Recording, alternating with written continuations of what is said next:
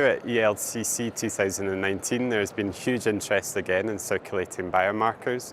What I am going to present is results from the EPAC-Lung study looking at CTCs in advanced non-small cell lung cancer, but also a smaller, more focused study looking at the potential of ctDNA work in patients with isolated CNS disease and non-small cell lung cancer.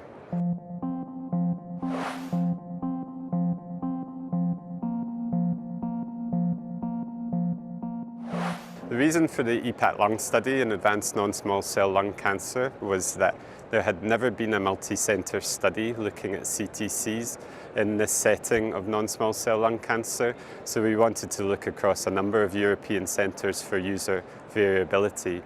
Second reason was also because we had large numbers of patients, over 500 patients. We wanted to revisit the question of whether CTCs were an independent prognosticator at baseline in this disease. And the third question was to assess the molecular subgroups of non-small cell lung cancer more definitively. That includes EGFR mutation, ALK rearrangement, and KRAS mutation in particular. And our results, first of all, were looking at the user variability, which was, we saw that this existed between centres to some extent, but with increasing experience of CTC runs, this variability was relatively minimal. The second result was that we confirmed again that CTCs are an independent prognosticator at baseline in advanced non-small cell lung cancer. And the third result was that we saw no differential CTC pickup in the KRAS mutant subgroup, the EGFR mutant subgroup, or the ALK rearranged subgroup. The conclusion and the basis for the discussion was whether CTCs are ready for clinical rollout. And I think they are not ready for clinical rollout. They have the potential to complement ctDNA work, which we more regularly use, but more and more often oncologists are looking for predictive biomarkers now rather than prognostic ones, and a predictive capacity for CTCs hasn't been shown yet. They also remain quite expensive, which is something we need to keep looking at.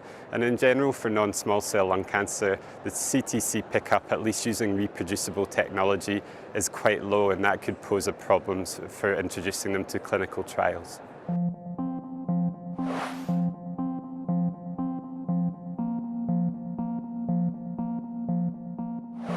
This was a very nice small study that compared approximately 60 patients and two cohorts of patients.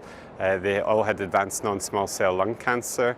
One cohort had isolated CNS progression, and the other cohort had more systemic progression and could also have CNS progression with that.